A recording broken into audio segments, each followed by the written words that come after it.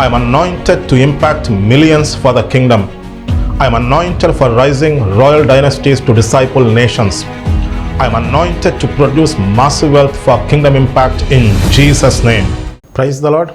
దేవునితో సమస్తము సాధ్యమే. ఈరోజు మనం ఒక ప్రాముఖ్యమైన అంశాన్ని ధ్యానించుకుంటున్నాం. దేవునితో సాహస కార్యములు. విశ్వాసంతో వీక్షించండి, ఖచ్చితంగా గొప్ప కార్యాలు పొందుకుంటారు. మహాపరిశుద్ధుడా, సర్వశక్తి కలిగిన దేవ, ఈ కార్యక్రమాన్ని మీ చేతిలో పెడుతున్నాను. లక్షల మందికి ఆశీర్వాదకరంగా దీవించండి, మీ ఆత్మను కుమ్మరించండి. వీక్షిస్తున్నవారు నేను అపవాది మాయలు బంధకాల నుంచి విడుదల పొంది సత్యాన్ని తెలుసుకుని గొప్ప గొప్ప కార్యాలు మీకోసం చేయాలి, సాహస కార్యాలు చేయాలి. వాళ్ళు ఆశీర్వదించబడి అనేక మందికి ఆశీర్వాదకరంగా ఉండాలి. అలాగనే ఈ కార్యక్రమాన్ని దీవించమని యేసు నామములో అడిగి వేడుకుంటున్నాం తండ్రి, ఆమెన్. యేసు ప్రభు సిలువలో చేసిన కార్యం ద్వారా ఎంత శక్తి విడుదలవుతుందంటే ఆల్రెడీ మనం నిత్య జీవాన్ని పొంది ఉన్నాం. నేను ప్రతిదానికి రిఫరెన్స్ చెప్తాను. 1 యోహాను 5వ అధ్యాయం మీరు 12-13 వచనాలు చదివినట్లయితే, దేవుని కుమారుని యందు విశ్వాసముంచు మీరు నిత్య జీవము గలవారని తెలుసుకున్నట్లు ఈ సంగతులు మీకు రాయుచున్నాను. 1 యోహాను 5వ అధ్యాయం మీరు చదవండి, మీకు అర్థమవుతుంది. దేవుడు ఆల్రెడీ మనకు నిత్య జీవం ఇచ్చేశాడు. యేసు ప్రభు సిలువలో చేసిన కార్యము అంత శక్తివంతమైంది. 2, దేవుడు ఆల్రెడీ మనకి స్వస్థత ఇచ్చేశాడు. ఆయన పొందిన గాయముల చేత మీరు స్వస్థత నొందితిరి. మీరు జాగ్రత్తగా చదవండి. దేవుడు మన పాపాలు దోషాలు మొత్తం క్షమించి వేసి, మన పాపాలు దోషాలకు శిక్ష ఆయన భరించి, ఆయన పొందిన గాయముల చేత మనము స్వస్థత పొందితిమి. అంతే, స్వస్థత దేవుడు మనకి ఇచ్చేశాడు. సిలువలో చేసిన కార్యము ద్వారా అంత శక్తి విడుదలవుతుంది. 3వది, ఆయన మన దరిద్రాన్ని శాపాన్ని తీసివేశాడు. దేవుడు మనల్ని ధనవంతులుగా చేశాడు. మీకు డౌట్ రావచ్చు, దేవుడు మనల్ని ఎందుకు ధనవంతులుగా చేయాలి? అపవాది కొంతమందిని ఎంత మాయ చేశాడంటే దరిద్రానికి కేర్ ఆఫ్ అడ్రస్గా మారిపోయారు. అంటే దాని అర్థం తప్పుగా అర్థం చేసుకోమాకండి. మనకి ఏమీ లేకపోయినా, సమస్యల్లో ఇబ్బందుల్లో ఉన్న దేవుని యందు విశ్వాసం ఉంచితే నిత్య జీవాన్ని పొందుకుంటాం. డబ్బులతో సంబంధం లేదు. అయితే కొంతమంది దేవుడు ఎన్నో తలాంతులు ఇచ్చారు, వాళ్ళు దేవుడి కోసం గొప్ప గొప్ప పనులు చేయగలరు, అనేక మందిని ఆశీర్వాదంలోకి నడిపించగలరు, వీళ్ళు ఆశీర్వదించబడి శక్తివంతంగా పరిచర్య చేయగలరు. వీళ్ళు కూడా అపవాది మాయలో పడిపోయి నాకేం వద్దు, నేనేం చేయను, నేను ఇట్లాగే ఉంటాను, విత్తండవాదం చేస్తూ ఉంటారు.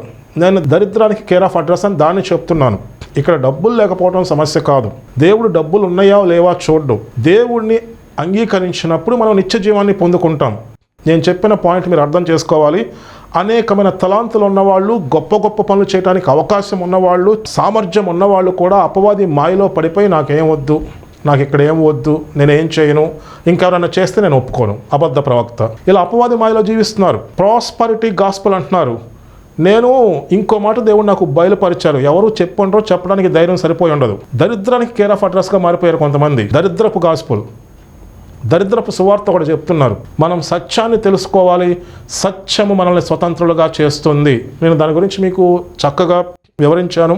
ఆయన ధనవంతుడయుండి తన దరిద్రం వలన మనము ధనవంతులు కావాలని చెప్పి ఆయన మన కోసం దరిద్రుడాయను. దాని అర్థం ఏంటో తెలుసా? ఒకసారి ఆలోచించండి. దేవుడు అబద్ధం చెప్తాడా? మన దరిద్రం మొత్తాన్ని యేసు ప్రభు సిలువలో తీసివేశాడు. ఆయన మన కోసము శాపమై మనల్ని ధర్మశాస్త్రం యొక్క శాపము నుంచి విమోచించాను. దేవుడు మనల్ని శాపం నుంచి విమోచించేశాడు. అయితే మీకు డౌట్ రావచ్చు, ఈ బయట పరిస్థితులన్నీ ఇలా ఉన్నాయిగా, ఆల్రెడీ దేవుడు మనకి స్వస్థత ఇచ్చేశాడు, ఆల్రెడీ దేవుడు మనల్ని ధనవంతులుగా చేశాడు, ఆల్రెడీ శాపం నుంచి విడిపించేశాడు, ఆల్రెడీ నిత్యజీవం ఇచ్చేశాడు, బయట పరిస్థితులు చూస్తే చాలా వేరుగా ఉన్నాయి. దేవునితో సాహస కార్యములు, దాని గురించి మనం మాట్లాడుకుంటున్నాం. దేవుని వాగ్దానాన్ని నమ్మి ఆ బయట పరిస్థితులను మనం మార్చేయాలి. వెళ్ళి చూపును బట్టి గాక విశ్వాసంతో మనం ముందుకెళ్ళాలి. బయట ఉన్న పరిస్థితులను పక్కన పెట్టేసి దేవుని వాగ్దానాన్ని నమ్మి ఎలా మనం బయట పరిస్థితులను మార్చేస్తాం, దాని గురించి మనం ధ్యానించుకుందాం. అపవాది బంధకాల నుంచి విడుదల పొందాలి, అపవాది కాడి నుంచి విడుదల పొందాలి, గొప్ప గొప్ప కార్యాలు చేయాలి, ఊబి నుంచి బయటికి రావాలి. ఎలా వస్తాం? దేవుడు మనకి ఇచ్చిన ఆప్షన్స్ ఏంటి? లూకా సువార్త 24వ అధ్యాయం 49వ వచనం. ఇదిగో నా తండ్రి వాగ్దానము చేసినది మీ మీదకి పంపుచున్నాను, మీరు పైనుండి శక్తి పొందు వరకు పట్టణంలో నిలిచి ఉండుడని వారితో చెప్పాను. దేవుణ్ణి అంగీకరించిన ప్రతి ఒక్కరికి దేవుడిచ్చిన గొప్ప అవకాశం ఏంటో తెలుసా? మనం పైనుంచి శక్తిని పొందుకుంటాం, పరిశుద్ధాత్మ చేత నింపబడతాం. దాని గురించి ఆలోచించడానికి ఈ జీవితమే సరిపోదు. పైనుంచి ఎంత శక్తి మనలోకి వస్తుందంటే మీరు చెప్తాను వినండి. అన్ని బంధకాలు తెంచుకుని బయటకు వచ్చేస్తారు. ప్రతి ఊబి నుంచి బయటకు వచ్చేస్తారు. ఏ అపవాది మిమ్మల్ని ఆపలేదు, ఏ కట్లు మిమ్మల్ని బంధించి ఉంచలేవు, ఏ అజ్ఞానము మిమ్మల్ని బంధకాల్లో ఉంచలేదు. ఎందుకంటే దేవుని శక్తి మనలోకి వచ్చిందంటే దేవుని జ్ఞానం కూడా మన ద్వారా పనిచేస్తుంది. మన జీవితాన్ని మనం దేవుని చేతిలో పెట్టాలి. మనం దేవునితో సహవాసం చేసి దేవుని వాక్యాన్ని ధ్యానించాలి. మీరు పైపైన చదివినప్పుడు ఏం తెలియదు, కొంచెం లోతుగా ధ్యానించండి, దేవుని మాట వినండి, దేవునితో సహవాసం చేయండి. ఎప్పుడైతే మీరు దేవునితో సహవాసం చేస్తూ లోతుగా ధ్యానిస్తున్నారో, మీ జీవితాన్ని మీరు సరిచేసుకుంటూ దేవుడు చెప్పింది చేస్తున్నారో, ఎప్పుడైతే దేవుని చిత్తాన్ని నెరవేర్చడానికి ఇష్టపడ్డారో లోతైన విషయాలు దేవుడు బయలుపరుస్తాడు. ఈ ఒక్క విషయం చాలు, అన్ని బంధకాలు తెంచుకుని మనం బయటకు వచ్చేస్తాం. ప్రతి ఒక్కరికి దేవుడు ఏర్పాటు చేసిన గొప్ప జీవితం ఏంటంటే మనం ఇక్కడ పరిశుద్ధాత్మ చేత నింపబడతాం. అది చిన్న విషయం కాదు, దాని గురించి రోజంతా చెప్పేయచ్చు. పైనుంచి శక్తిని పొందుకుంటారు. పరిశుద్ధాత్మ మీ మీదకి వచ్చినప్పుడు మీరు శక్తిని పొందుతారు. మీరు చూడండి, యేసు ప్రభు శిష్యులు ఎక్కువ మంది విద్య లేని పామరులు, చేపలు పట్టుకునే వాళ్ళు, చదువుకున్న వాళ్ళు కూడా కొద్దిమంది ఉన్నారు. వాళ్ళు ఏం చేయాలి? భూదిగంతముల వరకు సువార్త ప్రకటించాలి. వాళ్ళకు అడ్డం ఉన్నది ఏంటి? రోమా సామ్రాజ్యం, ప్రపంచంలో శక్తివంతమైన సామ్రాజ్యం వాళ్ళకి ఎదురుగా ఉంది. వీళ్ళు ఎంతమంది? 12 మంది, 120 మంది మేడగదిలో ప్రార్థన చేస్తూ ఉంటారు. వీళ్ళకి సువార్త ప్రకటించకుండా ఆపేది ఎవరు? యోధా మత పెద్దలు అసలు ప్రకటించనివ్వరు. కానీ ఆ విషయం తెలిసి వాళ్ళు పారిపోతారు, ఇంకా మళ్ళీ చేపలు పట్టుకుందాం అనుకుంటారు. దేవుడు వాళ్ళని బలపరిచి మీరు వేచి ఉండండి అని చెప్తారు. పైనుంచి శక్తిని పొందుకున్న తర్వాత అన్ని సమస్యలు ఉన్నా, అంత ఇబ్బందులు ఉన్నా, అంత భయంకరమైన పరిస్థితులు ఉన్నా వాళ్ళు సువార్తతో భూమిని తలకిందులు చేసేశారు. ప్రతి బంధకాలు, ప్రతి సమస్యలు, ప్రతి అడ్డుగోడలు దాటి బయటకు వచ్చేశారు. సువార్త ప్రపంచవ్యాప్తంగా శక్తివంతంగా ప్రకటించబడింది. ఎలా? పైనుంచి శక్తిని పొందుకున్నారు. విద్య లేని పామరులు ప్రపంచాన్ని తల్లకిందులు చేశారు. అది క్రైస్తవ జీవితం అంటే. మనం ఏం చేస్తామంటే, దేవుడు ఏం చెప్తున్నాడు?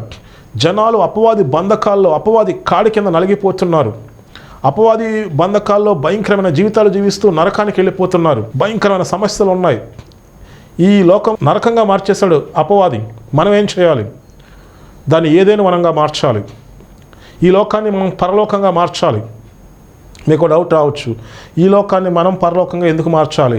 దేవా రావా, మమ్మల్ని పరలోకానికి తీసుకెళ్ళవా అని ప్రార్థన చేయాలిగా. మనం ఏమీ చేయకుండా అలా ప్రార్థన చేస్తూ కాలక్షేపం చేయాలిగా. ఈ లోకాన్ని మనం భూమిని పరలోకంగా ఎందుకు మార్చాలి? ఎందుకు నేను చెప్తాను వినండి. మీరు బైబిల్ కరెక్ట్గా చదివినట్లయితే యేసు ప్రభు ఇప్పుడు ఎక్కడ ఉన్నారో తెలుసా? తన శత్రువులు తన పాదముకు పాదపీఠముగా మారు వరకు యేసు ప్రభు తండ్రి కుడిపాసమున కూర్చొని ఉంటారు. తన శత్రువులు అంటే అపవాది దురాత్మల సమూహం భూమి మీద ఏదైతే చంద్రబందర చేశారో ఆ పరిస్థితులన్నీ మారి తన శత్రువులు తన పాదములకు పాదపీఠముగా మారు వరకు యేసు ప్రభు తండ్రి కుడిపాసమున కూర్చుని ఉంటారు. యేసు ప్రభు తండ్రి కుడిపాసమున కూర్చుని ఉంటే భూమి మీద ఈ పాడైపోయిన పరిస్థితులను ఎవరు మారుస్తారు? మనం మారుస్తాం. సంఘాన్ని దేవుడు అందుకు ఏర్పాటు చేశాడు. ఆదాము అవ్వకి దేవుడు చెప్పాడు, ఈ భూమి మొత్తాన్ని ఏదైనా వనంగా మార్చండి, మీరు ఫలించి అభివృద్ధి చెంది విస్తరించి భూమిని నిండించి దాన్ని లోబరుచుకోండి. దాని అర్థం ఏంటి? దానికి కావాల్సిన సామర్థ్యం ఆదాము అవ్వకు దేవుడు ఇచ్చాడు. దానికి కావాల్సిన జ్ఞానం ఇచ్చాడు. దానికి కావాల్సిన అభిషేకం ఇచ్చారు. వాళ్ళు ఏం చేయాలంటే భూమి మొత్తాన్ని ఏదైనా వనంగా మార్చాలి. కాకపోతే వాళ్ళు దేవుని మాట వినలేదు. దేవుడు వాళ్ళకి ఇచ్చిన ఆధిక్యత మొత్తం కోల్పోయారు.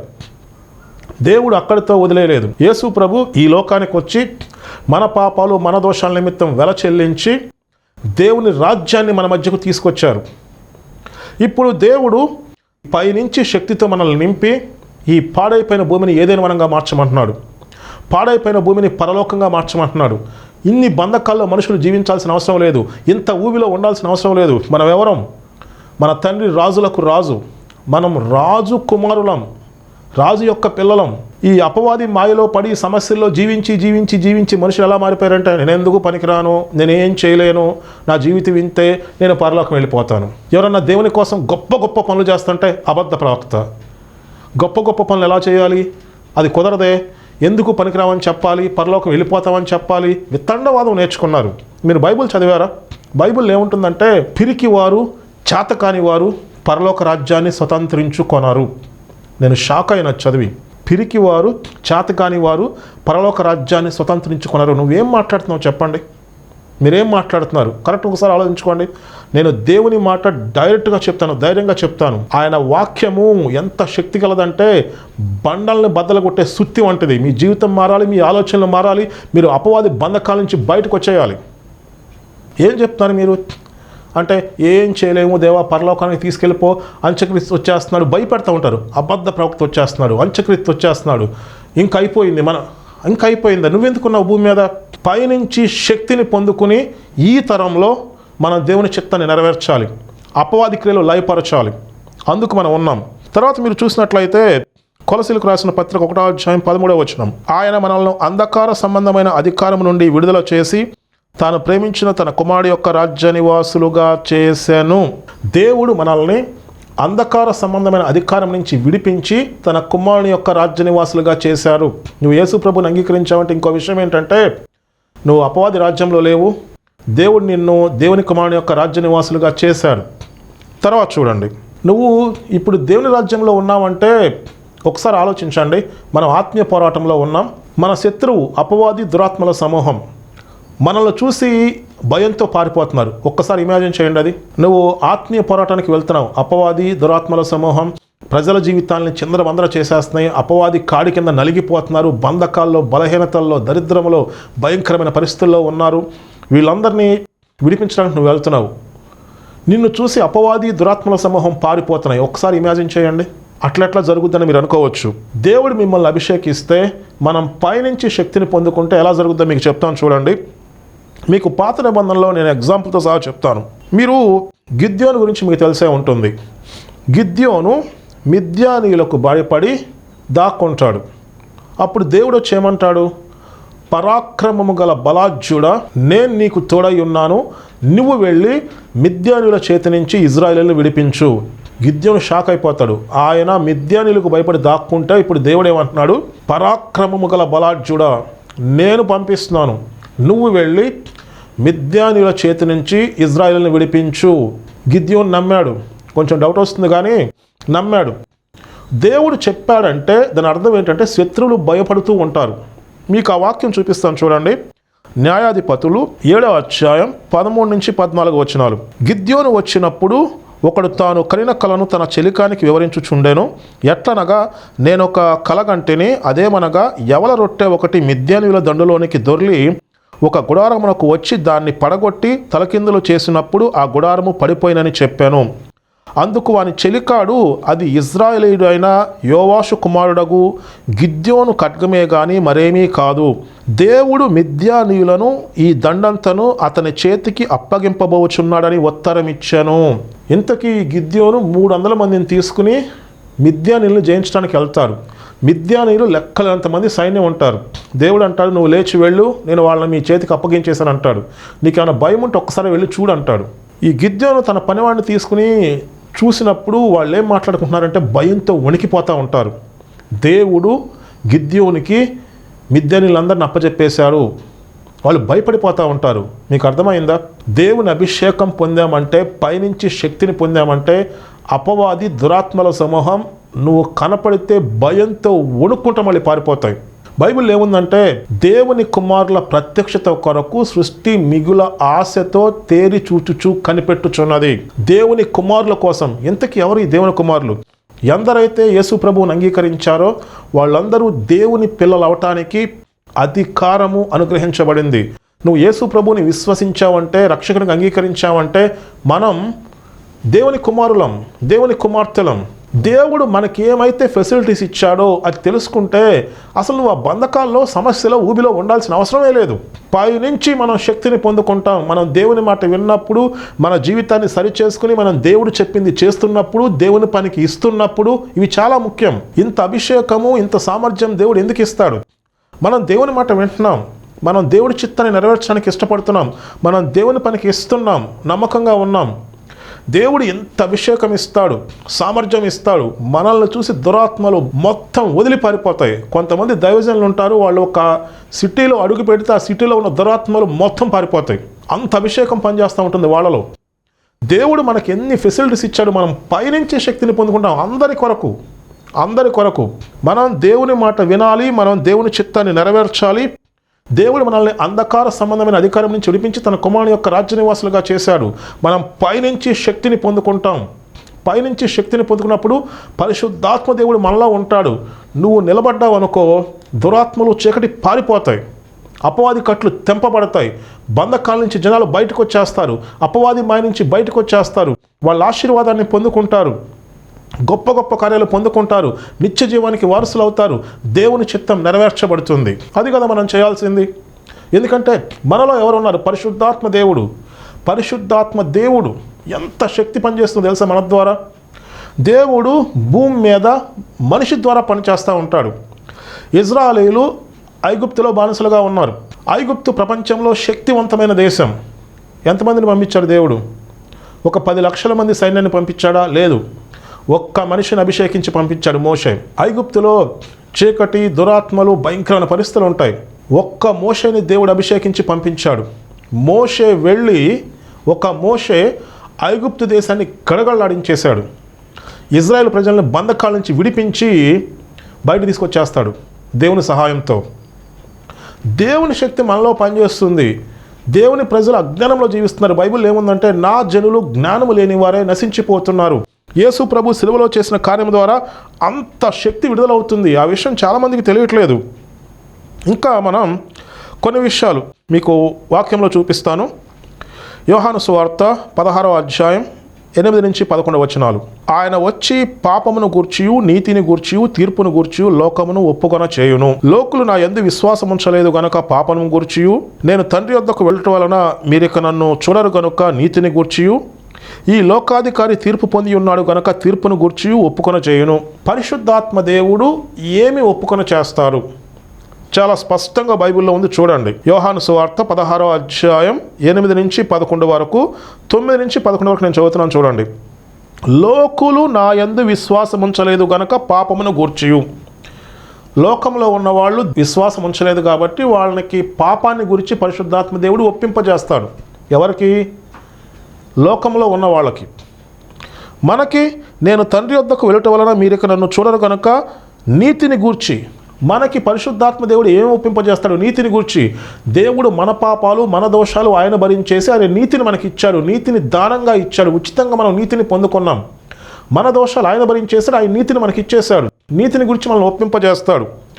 ఈ లోకాధికారి తీర్పు పొంది ఉన్నాడు గనక తీర్పును గురించి ఒప్పుకొన చేయను. మూడోది ఏంటంటే, దేవుడు లోకాధికారికి, అపవాదికి తీర్పు తీర్చేశాడు.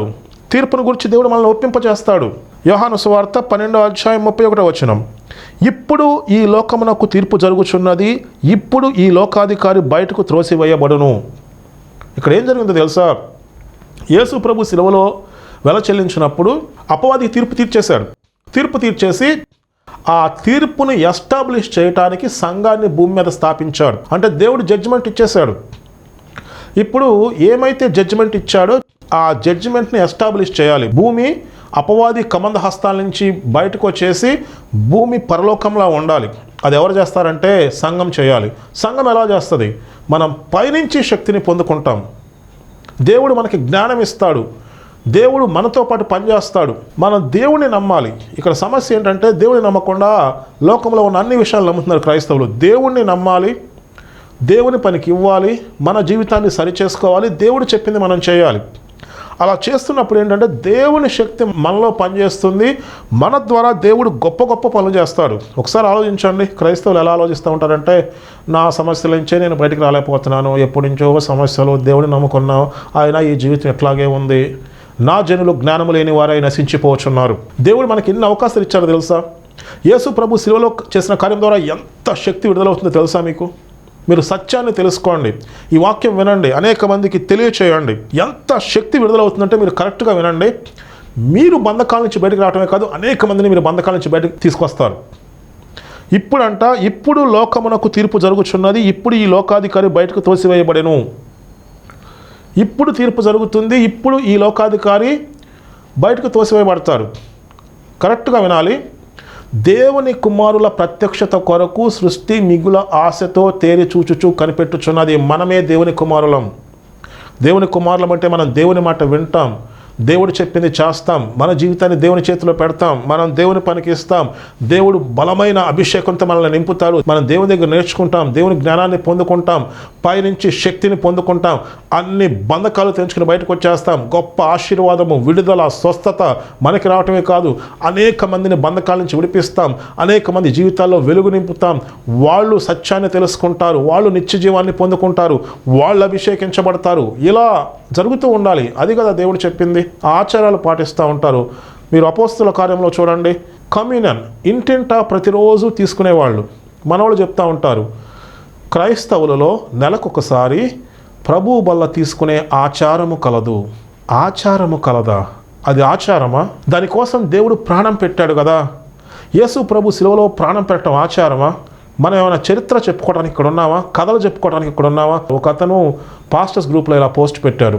అపోస్తల ఉన్న టైంలో అద్భుతమైన కార్యాలు, స్వస్థత కార్యాలు జరిగినాయి, ఇప్పుడేమీ లేవు, ఇప్పుడేం జరగట్లేదు అంటే ఏ శక్తి పని చేయట్లేదు అన్నారు.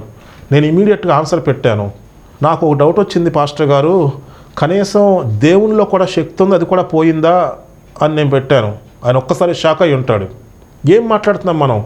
బైబిల్ ఏముందో తెలుసా? మీరు బైబిల్ కరెక్ట్గా చదివారా? కడవరి సంఘము యొక్క మహిమ ఆది సంఘం యొక్క మహిమ కన్నా చాలా ఎక్కువ ఉంటుంది. మనం కడవరి సంఘం, ఎన్ని అద్భుతాలు జరుగుతాయో తెలుసా? ఎన్ని బంధకాల నుంచి విడుదల పొందుతారో తెలుసా? ఎంత ఉద్యమం వస్తుందో తెలుసా? భూమి మీద దేవుని చిత్తం నెరవేర్చబడుతుంది. ఈ సువార్త మొత్తం ప్రపంచం అంతా ప్రకటించబడుతుంది. అప్పుడు దేవుని రాకడ వస్తుంది. మనం ఏం చేయకుండా కూర్చుని దేవాన్ని తీసుకెళ్ళమంటే ఎట్లా? దేవుడు మన కోసం ఎంత గొప్ప జీవితాన్ని ఏర్పాటు చేస్తాడో మనం తెలుసుకోవాలి. మీకు ఇంకో ఉదాహరణ చెప్తాను చూడండి.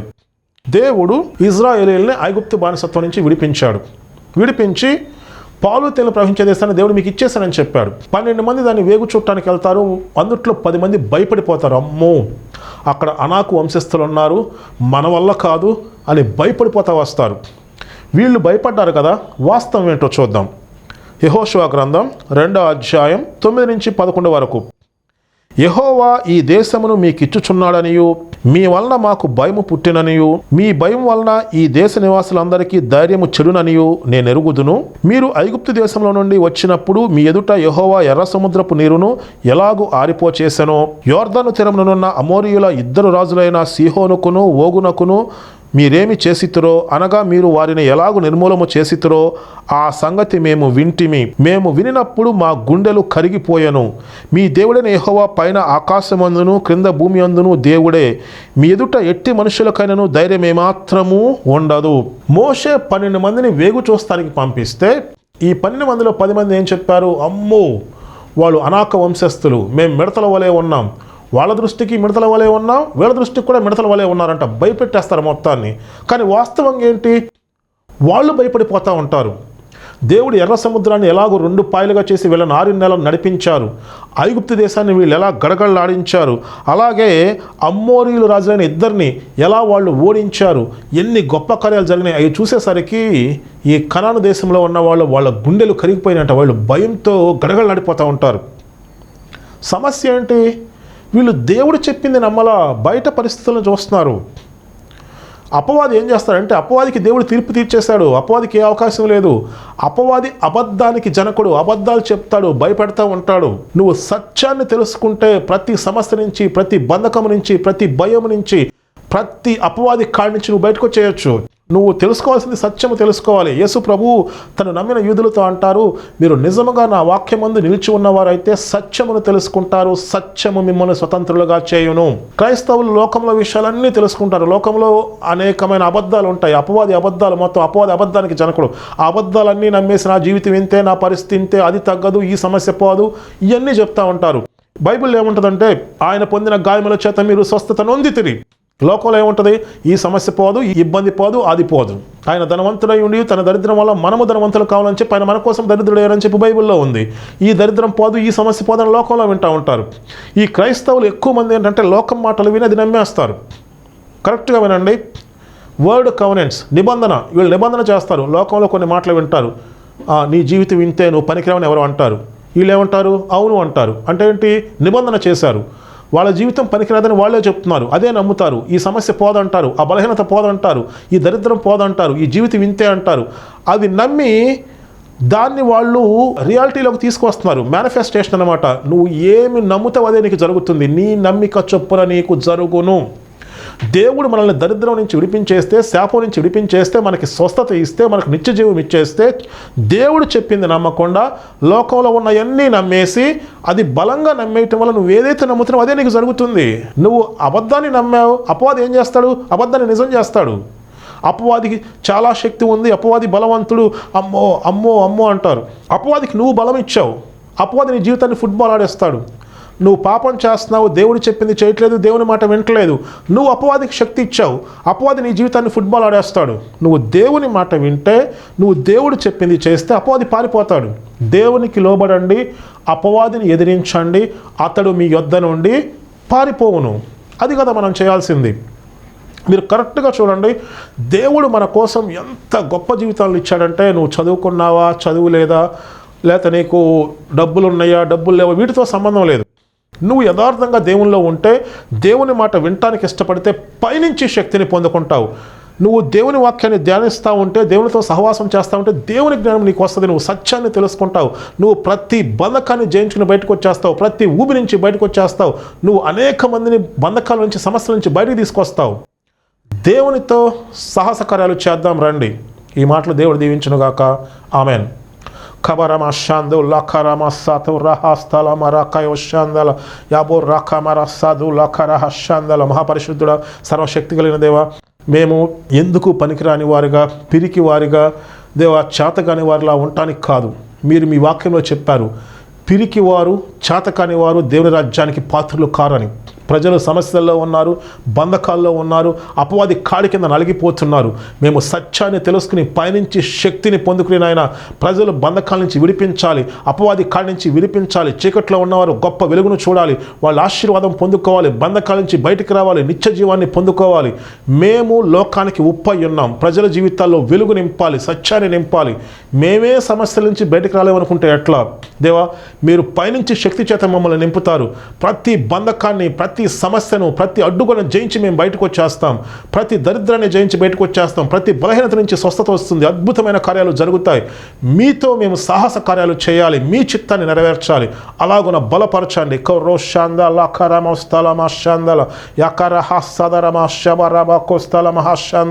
ఇలా ప్రతి ఒక్కరి జీవితాల్లో మీ వెలుగు నింపుతున్నందుకు వందనాలు. అపవాది మాయ నుంచి వారిని విడుదల చేస్తున్నందుకు వందనాలు. వాళ్ళు సత్యాన్ని తెలుసుకుని మీతో సాహస కార్యాలు చేయాలి. ప్రజల జీవితాల్లో వెలుగు నింపాలి. నేను దేవుని కుమారుల ప్రత్యక్షత కొరకు సృష్టి మిగులు ఆశతో ఎదురు చూస్తుంది నాయన. అనేక మంది దేవుని కుమారులు లేవనెత్తబడాలి. ప్రజల బంధకాల నుంచి విడుదల పొందాలి. వాళ్ళ జీవితాల్లో వెలుగు రావాలి, ఆశీర్వాదం రావాలి, నిత్య జీవాన్ని పొందుకోవాలి. అలాగున ఈ కార్యక్రమాన్ని దీవించమని యేసు నామమున అడిగి వేడుకుంటున్నాను తండ్రి. ఆమెన్.